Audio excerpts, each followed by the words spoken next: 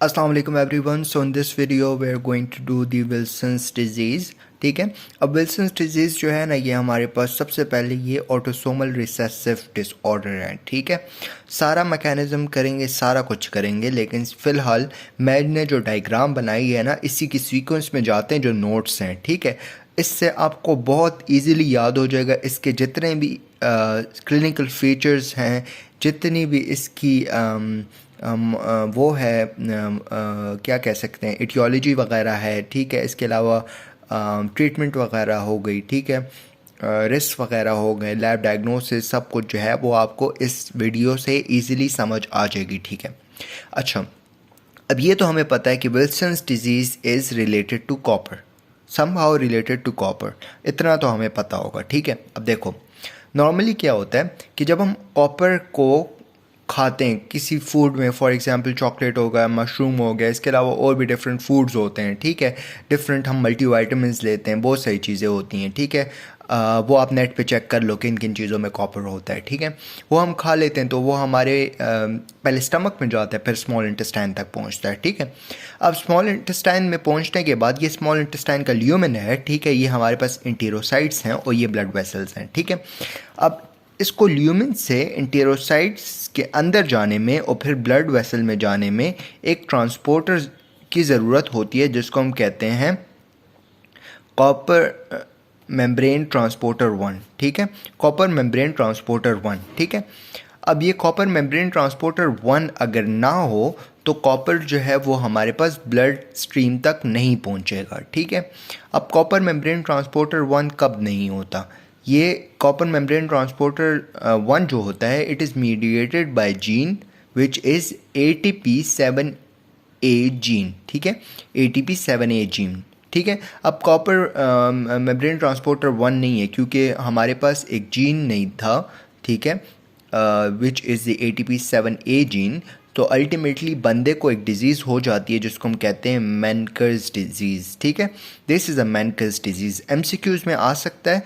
मैनकर्स disease तो हमने इस वीडियो में करना नहीं है कि उसके सिम्टम्स क्या हैं, ऑल दो स्टफ। फ़िलहाल तो हम लोग विल्सन्स कर रहे हैं, लेकिन फ़िलहाल सिर्फ आपको ये बताना था कि ATP7A जीन की डेफिशिएंसी होगी तो हमारे पास जो ट्रांसपोर्टर है CMT1, उसकी डेफिशिएंसी हो जाएगी। अल्टीमेटली कॉपर ब्लड स्ट्रीम तक पहुंचेगा ही नहीं। ठीक है, जिसको आप मैनकर्स डिजीज़ कहते हो। ठीक है, अब फॉर एग्जांपल ये ठीक है, ठीक है, CMT1 इज़ वर्किंग प्रॉपरली, ये ब्लड वेसल तक पहुंच गया। अब ब्लड वेसल से ये जाएगा लिवर में। ठीक है, ब्लड वेसल से ये जाएगा लिवर में बाय सुपीरियर मेसेंटेरिक आर्टरी वगैरह। ठीक है, अच्छा, अब लिवर में जाएगा तो लिवर में हमारे पास एक जीन होता है जिसको हम कहते हैं ATP7B जीन। ठीक है, अब ATP7B जीन जो होता है वो एक प्रोटीन को इनकोड करता है विच इज़ सिरुलोप्लाज्मिन। ठीक है, सिरुलोप्लाज्मिन।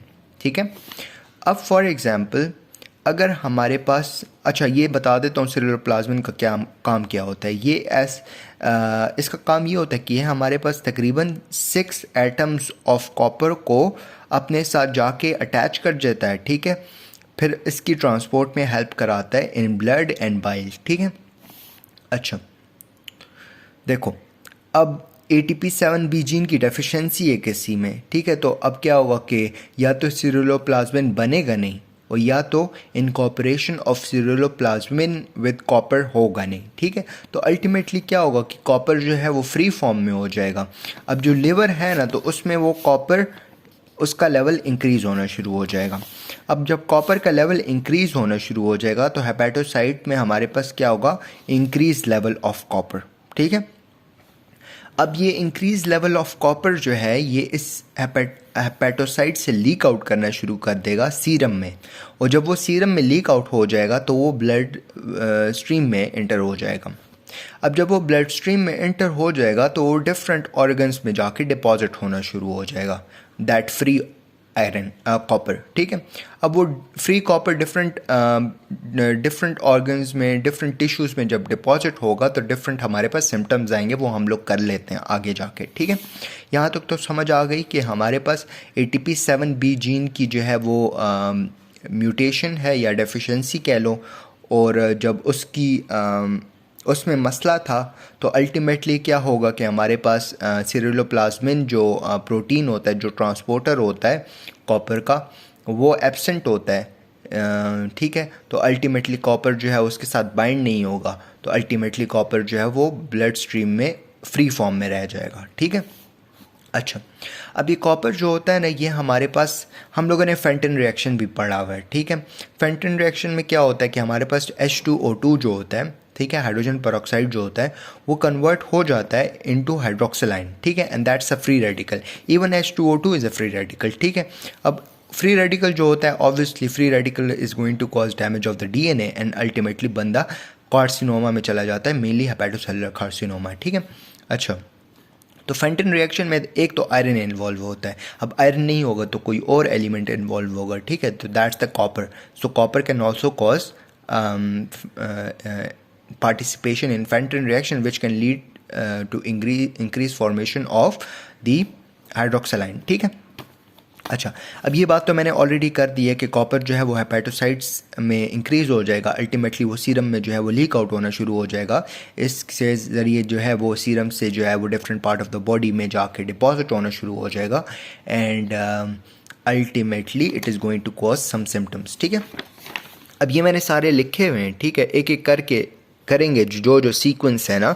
अब ये तो मैंने मिक्स लिखा हुआ है, लेकिन मैं आपको बड़े सीक्वेंस पे बताऊंगा। सबसे पहले हम लोग ब्रेन कर लेते हैं, सर से जाएंगे पाँव की तरफ। ठीक है, सबसे पहले आता है सर में हमारे पास ब्रेन होता है। ठीक है, अब फॉर एग्जांपल अगर वो कॉपर जाके हमारे बेसल गैंग्लिया के प्यूटामिन में जाके डिपॉजिट हो गया। ठीक है, अब अगर वो प्यूटामिन में डिपॉजिट हो गया तो क्या होगा, बंदे में पार्किंसन वाले सिम्टम्स आने शुरू हो जाएंगे, बंदे को पार्किंसन हो जाएगा। ठीक है, क्या होगा कि उसकी